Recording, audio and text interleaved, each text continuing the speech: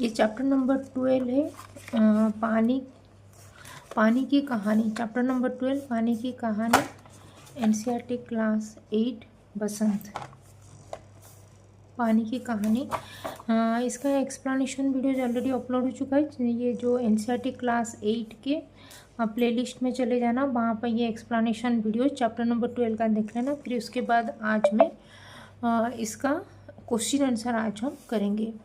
Chapter number 12 पानी की कहानी, क्वेश्चन आंसर, प्रश्न अभ्यास। ये जो रामचंद्र तिवारी के द्वारा लिखा गया है ये पानी की कहानी। तो यहाँ पे लेखक को ओस की बूंद कहाँ मिली।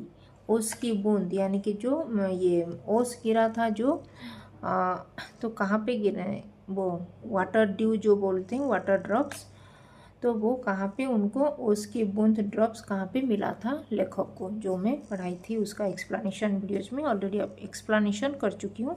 तो इसका आंसर में क्या लिखोगे, लेखक को ओस की बूंद कहाँ मिली।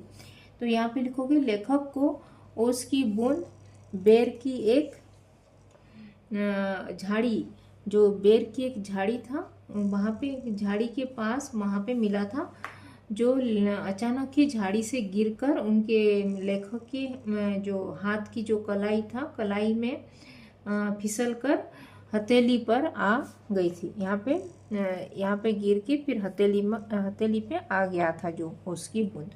तो उसके बारे में लिखना है। फिर ओस की बूंद क्रोध और घृणा से क्यों कांप उठी, मतलब क्रोध, उसको ओस की बूंद को क्रोध क्यों हुआ और घृणा, हेट, और ये एंगर क्यों हुआ था ओस की बूंद को।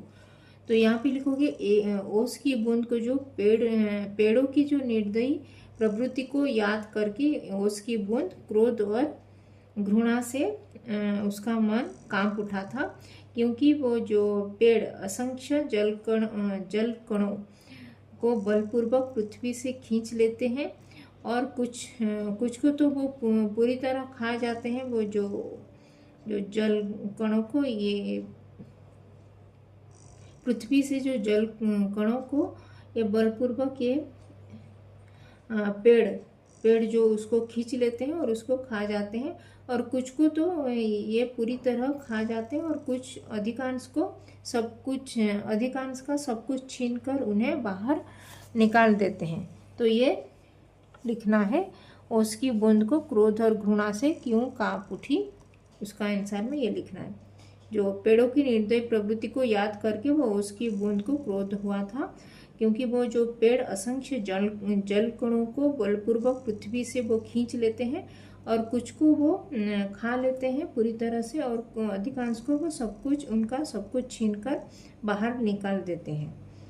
फिर क्वेश्चन नंबर 3 है, हाइड्रोजन और ऑक्सीजन को पानी ने अपना पूर्वज और पुरखा क्यों कहा। हाइड्रोजन मतलब जो जलकण H2O, 2 हाइड्रोजन और 1 ऑक्सीजन मिलके जो पानी होता है, उसमें पानी ने अपना पूर्वज और पुरखा, मतलब वो पूर्वज हाइड्रोजन और ऑक्सीजन को पानी अपना पूर्वज यानी कि जो अपना एंसेस्टर क्यों वो कहा था। यहाँ पे लिखो कि हाइड्रोजन और ऑक्सीजन को पानी ने अपना पूर्वज और पुरखा इसीलिए कहा था क्योंकि वो उनके बीच में जो रासायनिक क्रिया से वो हाइड्रोजन और ऑक्सीजन की जो रासायनिक क्रिया के परिमाण स्वरूप पानी का जन्म होता है। तो इसीलिए वो अपनी जो अस्तित्व को मिटाकर, वो हाइड्रोजन और ऑक्सीजन अपनी अस्तित्व को मिटाकर वो पानी का जन्म कराते हैं। तो इसीलिए वो पानी हाइड्रोजन और ऑक्सीजन को अपना पूर्वज कहा था। फिर यहाँ पे लिखोगे क्वेश्चन है, पानी की कहानी के आधार पर पानी के जन्म और जीवन यात्रा का वर्णन अपने शब्दों में कीजिए। तो पानी की कहानी में जो लेखक रामचंद्र तिवारी ने जो लिखे हैं, उसके आधार पर पानी का जन्म कैसे और पानी का जीवन यात्रा, उसका लाइफ साइकिल वो कैसे, वहाँ पे अपने शब्दों में वर्णना कीजिए। तो यहाँ पे लिखो कि पानी की कहानी जो पाठ में जो रामचंद्र तिवारी के द्वारा लिखित यहाँ पे स्पष्ट किया गया है कि पानी का जन्म हाइड्रोजन, 2 हाइड्रोजन और 1 ऑक्सीजन के बीच में जो रासायनिक क्रिया से हुआ है। और पहले पानी की बूंद सूर्य जो सूरज के धरातल पर गैस के रूप में वो हुआ था। एक बार एक शक्तिशाली प्रकाश पिंड जो सूर्य से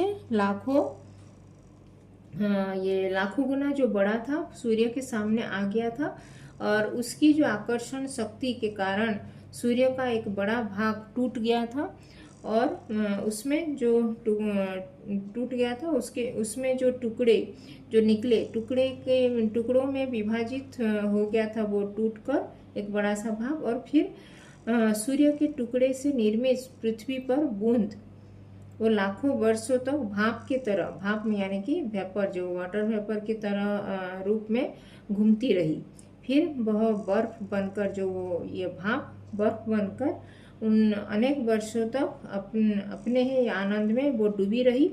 फिर सतह से वो धरती पर वो जो ये समुद्र के जल में वह घुल गई, वो ये बर्फ बनकर जो बर्फ बन गई थी, फिर समुद्र के जल में वो घुल गई वो बर्फ और फिर समुद्र की निचली सतह में वो धरती पर आ गई। फिर निचली तरह के धरती में वो आ गई वो पानी की। फिर उसके बाद वह बादल बनकर बरसी और नदी में विलीन होकर वह पुनः ओस की बूंद के रूप में सूर्योदय होने से पहले तक पेड़ों पर रही थी। फिर सूर्योदय होने के साथ ही वह विलीन हो गई और फिर अगले क्रम के लिए तैयार हो गई। इस क्रम को जल चक्र यानी कि जो वाटर साइकिल इसको कहते हैं। तो ये था पानी की कहानी के आधार पर पानी का जन्म, इसको लिखना है। कहानी के अंत और आरंभ, एंडिंग और उसका स्टार्टिंग के हिस्से को स्वयं पढ़कर देखिए और बताइए कि उसकी बूंद लेखक को आप बीती सुनाते हुए किसकी प्रतीक्षा कर रही थी। किसकी प्रतीक्षा कर रही थी वो उसकी बूंद, जो ये स्टोरी सुना रही थी लेखक को, तो फिर वो किसकी प्रतीक्षा वो कर रही थी उसकी बूंद। तो इसमें क्या लिखोगे, तो यहाँ पे लिखोगे कि अंत और आरंभ के हिस्से में यहाँ पे जो लेखक को जो वो बोल रही थी उसकी बूंद, तो लेखक को वो आप बीती सुनाते हुए सूर्य के उदय होने की, तो जो सूर्य के उदय होने की ही प्रतीक्षा वो कर रही थी, क्योंकि वो सूर्य जब उदय होगा वो ओस की बूंद वो पिघल जाके फिर वो ये वेपर बन के वो ये विलीन हो जाएगी जैसे। इसीलिए वो सूर्य के उदय होने की वो प्रतीक्षा कर रही थी, क्योंकि सूर्य के प्रकाश से ही उसमें उड़ने की शक्ति आती है और सूर्य के ताप यानी कि जो सूर्य के जो तापमान पाते ही वह भाप बनकर उड़ जाना वो चाहती है, ये लिखना है यहाँ पे। फिर क्वेश्चन है पार्ट से आगे, जल चक्र यानी कि जो वाटर साइकिल, जल चक्र यानी कि वाटर साइकिल के विषय में जानकारी प्राप्त कीजिए और पानी की कहानी से तुलना करके देखिए कि लेखक ने पानी की कहानी में कौन कौन सी बातें विस्तार से बताई है। जो जल चक्र के बारे में यहाँ पे लिखना है। तो जो यहाँ पे जो इसमें भी जीवन यात्रा, यहाँ पे जो जल चक्र का भी भेद है इसको भी सेम ही होगा। तो यहाँ पे वही लिखना है कि जल चक्र, तो वाटर साइकिल जैसे पानी से जो बादल बनते हैं, वर्षा होते हैं, फिर भाप बन के जो ये गिरते हैं वो है बारिश में, वही है वाटर साइकिल जैसे। इसको पहले ऐसे ड्रॉ कर लेना यहाँ पे।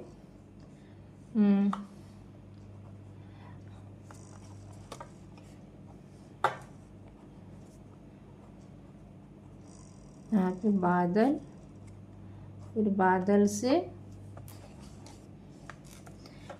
से बनता है फिर वो पहले जल, ये बादल से भाप बन के फिर जल जो होता है।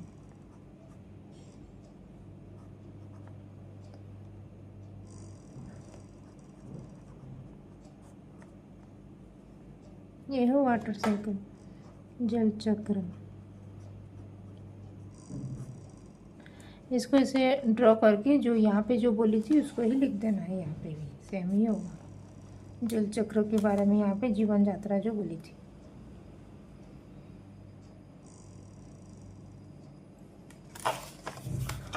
फिर पानी की कहानी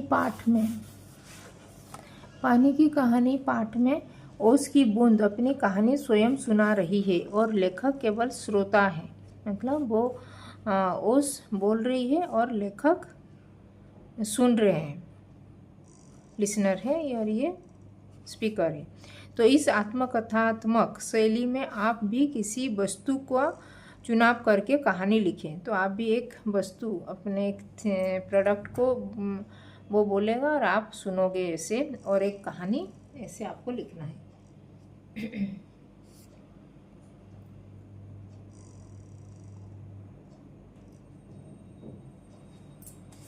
तो इसमें ये जल चक्र में क्या लिखना है यहाँ पे यहाँ पे क्या है, बादल यहाँ पे। तो यहाँ पे जल चक्र में ये जो बादल में वर्षा होती है, फिर जो वर्षा जल के रूप में सागर व नदी में एकत्रित होती है, फिर सूर्य की जो उष्णता, सूर्य की जो गर्मी से वो जल भाप बन जाता है और फिर उसी से पुनः बादल निर्माण होता है। इसी तरह ये सदैव वो चलता रहता है, निरंतर ये चलता रहता है, उसी को जल चक्र कहते हैं। तो इस पाठ में जो लेखक ने जो 2 हाइड्रोजन और 1 ऑक्सीजन से पानी बनने की जो प्रक्रिया, पानी की पहाड़ों पर जो गिरी, फिर वो बर्फ के रूप में जमा होना, फिर हिमखंड का टूटना, जो जैसे वो टूट के वो फिर उसमें वो गर्म पाकर फिर पिघल गया था, फिर पानी बनना, फिर पानी का बूंद का सागर की गहराई में ये जो जाना, फिर वो जो समुद्र के जीवों को वो देखती है, वो जो स्टोरी में है, कहानी में, उसको लिखना है। समुद्रों के जीवों को देखना, ज्वालामुखी की विस्फोट के रूप में बाहर आना, फिर पानी की बूंद का नदी में गिरना, फिर सूर्योदय होने तक वो पेड़ पर रहना, फिर सूर्योदय होने के बाद वह विलीन होके उड़ जाना। ये है विस्तार में ये जो बताई है, इसको यहाँ पे लिखना है इसको। तो ऐसे एक कहानी आपको लिखना है, ऐसे एक प्रोडक्ट, और वो बोलेगा और आप सुनोगे। जैसे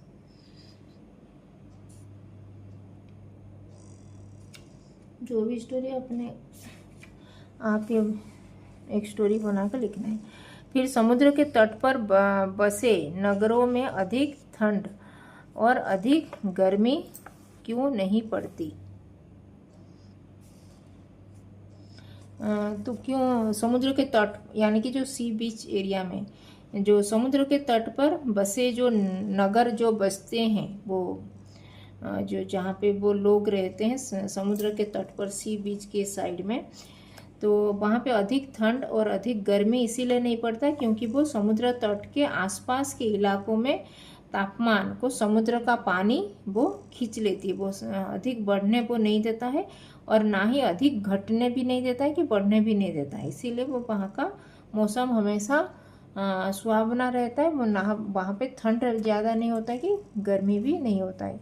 वो बैलेंस करके वहाँ पे वो समुद्र का पानी उस जगह को वो रखता है। उसी का तापमान बढ़ता नहीं भी और घटता भी नहीं। फिर पेड़ के भीतर फव्वारा नहीं होता, तब पेड़ की जड़ों से पत्ते तक पानी कैसे पहुंचता है? इस क्रिया को वनस्पति शास्त्र में क्या कहते हैं? क्या इस क्रिया को जानने के लिए कोई आसान प्रयोग है? जानकारी प्राप्त कीजिए। तो इसको आप सर्च करके, आपको गूगल में सर्च करके इसको लिखना है। तो यहाँ पे जो ये फव्वारा, जो पेड़ के भीतर जो फव्वारा नहीं होता है क्योंकि वो वहाँ पे जड़, जो पेड़ की जड़ों में तक पानी नहीं पहुँचता है क्योंकि वहाँ पे जो पेड़ के तने यानी कि जो रूट में जाइलम, ये बायोलॉजी में होता है, जो बायो में ये जाइलम और फ्लोएम नामक जो विशेष कोशिकाएं, वहाँ पे कोशिका मतलब सेल्स जो होता है, कोशिकाएं होती है और इन विशेष कोशिकाओं का समूह वहाँ पे जड़ द्वारा अवशोषित किए जाते हैं, फिर पानी के पत्तों पर वो पहुंचता है वो। तो इस प्रक्रिया को जो कोशिका क्रिया जो कहते हैं। फिर इस क्रिया को जानने के लिए हम एक जो सफ़ेद रंग का खिला हुआ पुष्प यानी कि फूल लेकर उसको कांच गिलास में रख ले और फिर कांच गिलास को लाल या नीला, ये अपने ये सर्च करने से मिल जाएगा इसका जो इसके बारे में। तो ये लिखना है। पानी की कहानी में लेखक ने कल्पना और वैज्ञानिक तथ्य का आधार लेकर ओस की बूंद की यात्रा का वर्णन किया है। ओस की बूंद अनेक अवस्थाओं में सूर्यमंडल, पृथ्वी, वायु, समुद्र, ज्वालामुखी, बादल, नदी और जल से होते हुए पेड़ के पत्ते तक की यात्रा करती है। जो यहाँ पे जो पानी की ये कहानी में ये जो सुनाई है कहानी वो जो ओस की बूंद, इसके बारे में। इस कहानी की भांति आप भी लोहे अथवा प्लास्टिक की कहानी लिखने का प्रयास कीजिए। तो लोहा, जो ओस की बूंद को नहीं लिख के, पानी की कहानी नहीं लिख के, जो लोहा, आयरन और प्लास्टिक का कहानी ऐसे लिखना है आपको, उसका एक स्टोरी। जैसे वो प्लास्टिक को जैसे समुद्र में फेंकते हैं, ये सब उसके बारे में लिखना है। जैसे कि आधुनिक युग में बहुत सारे उपयोग होता है। जैसे घर से लेकर बाजार तक हम बहुत सारे प्लास्टिक का उपयोग करते हैं।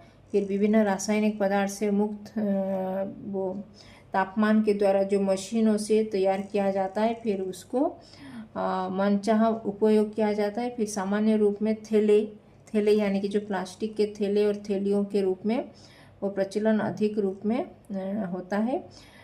फिर वो सामान रखने के लिए अपने हाथ में लटकाए जाता हुआ दिखाई देता है वो प्लास्टिक के थैले। फिर वो प्लास्टिक के थैले यूज करके वो फेंक देते हैं। जो घर और ऑफिस के सामान, कागज आदि इसको भी अंदर रखा जाता है वो प्लास्टिक के थैले में। फिर चलते चलते जब वो पुराने हो जाता है तभी वो जो सब लोग इसको फेंक देते हैं जो डस्टबिन में। फिर लेकिन फेंकने पर भी वो कभी नष्ट नहीं होता है, क्योंकि वो रिसाइकल नहीं होता है वो उसको तो नहीं होता है। फिर नालियों में और वो पानियों में वो गिरने पर वो बहते पानी को रोक देते हैं और तथा जमीन में दबकर भी वो सड़ती नहीं है, वो रस्ट भी नहीं होता है वो। इसीलिए पानी, हवा और सूरज की तापमान जो बढ़ने के बाद वो उसको वो जो प्लास्टिक को डर लगता है। फिर अतः मैं वो निडर रहती हूँ। थैलियाँ बीनने वाले मुझे उठाकर, जो थैलियाँ जो पकड़ते हैं निकालते हैं फेंकने के लिए, वो उसको उठाकर ले जाते हैं और कारखानों में उसको बेच देते हैं। फिर वो मशीन के द्वारा फिर वो प्लास्टिक अपना नया रूप धारण कर लेती हूँ और उसको बाजार में बेचकर बाजार में बिककर जनसेवा में लग जाती हूँ। इसको ऐसे जैसे ये पानी की कहानी जैसे सुनाती है वो प्लास्टिक भी ऐसे सुनाती है। ऐसे एक स्टोरी लिखना है। अन्य पदार्थ के समान जल की भी 3 अवस्थाएं होती है। अन्य पदार्थों से जल की इन अवस्थाओं में एक विशेष अंतर यह होता है कि जल की तरल अवस्था की तुलना में ठोस अवस्था यानी कि बर्फ हल्की होती है। इसका कारण ज्ञात कीजिए। ये जो जल की 3 अवस्थाएं होती है, जैसे ये जो कठिन यानी कि सॉलिड और फिर तरल और गैस होता है। जो जल की ठोस होता है, फिर ठोस द्रव्य और फिर गैस होता है। फिर जल की द्रव्य अवस्था की तुलना में उसकी ठोस अवस्था अर्थात बर्फ जो सॉलिड के रूप में वो बर्फ के हल्के होने के कारण वो फिर पानी के घनत्व की अपेक्षा बर्फ का घनत्व अधिक होता है। घनत्व यानी कि जो उसका वॉल्यूम वो कम होता है, बर्फ का घनत्व, और फिर कम घनत्व यानी कि जो कम वॉल्यूम होने के कारण ही बर्फ हल्की होती है।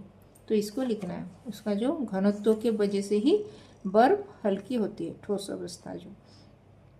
पाठ के साथ केवल पढ़ने के लिए दी गई पठन सामग्री हम पृथ्वी की संतान का सहयोग लेकर पर्यावरण संकट पर एक लेख लिखे।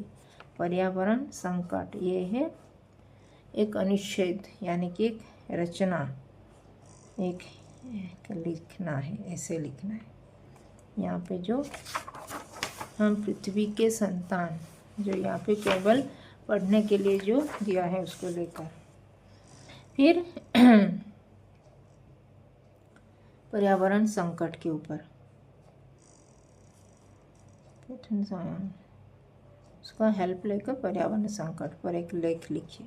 अनुच्छेद किसी भी क्रिया को पूरी, ये भाषा की बात यानी कि ग्रामर पोर्शन, संज्ञा आदि शब्द संलग्न होते हैं। वे अपनी अलग अलग भूमिकाओं के अनुसार अलग अलग कारकों में वाक्य में दिखाई पड़ते हैं। जैसे वह हाथों से शिकार को जकड़ लेती थी। वह ये सर्वनाम है। हाथों से शिकार को जकड़ लेती थी, तो यहाँ पे जकड़ लेती थी मतलब इसे पकड़ लेती थी। जकड़ना ये है क्रिया है यानी कि वर्ब, एक्शन वर्ड्स।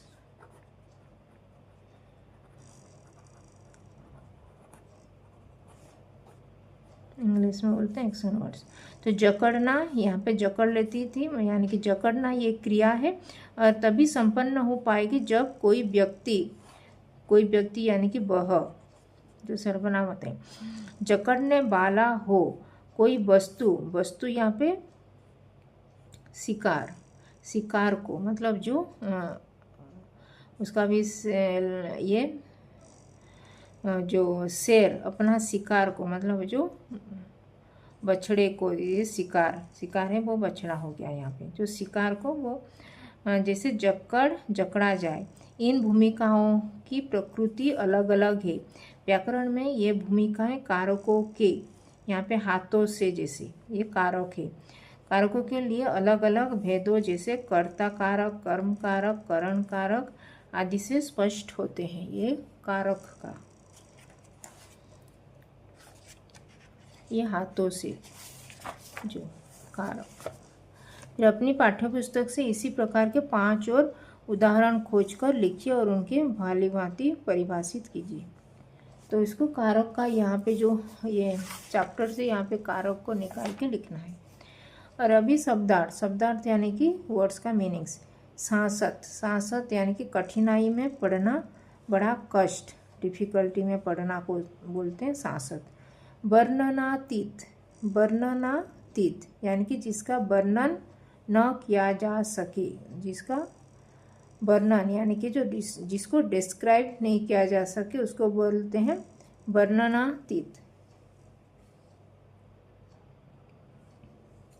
तो यहाँ पे कारक होगा संसार से, संसार में, बदलू को, जो कारक यहाँ पे लिखा है इस चैप्टर में उसको लिखना है।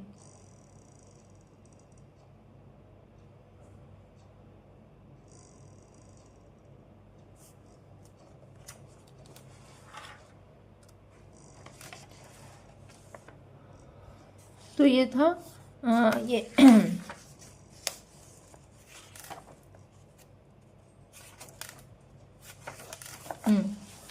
चैप्टर नंबर 12 पानी की कहानी, एनसीईआरटी क्लास 8 बसंत का। ये question answer page number 78 question answer का है। और चैप्टर नंबर 12 पानी की कहानी है चैप्टर पेज नंबर 70 का, जो रामचंद्र तिवारी के द्वारा लिखा गया है। उसका आज हम क्वेश्चन आंसर ये हम किए। इसमें अगर कुछ डाउट है तो कमेंट में लिख सकते हो। और अभी तक चैनल को सब्सक्राइब नहीं किया तो हिंदी पाठमाला विद ममता चैनल को सब्सक्राइब कर देना और इस वीडियो को भी लाइक और शेयर कर देना। तो धन्यवाद, थैंक यू।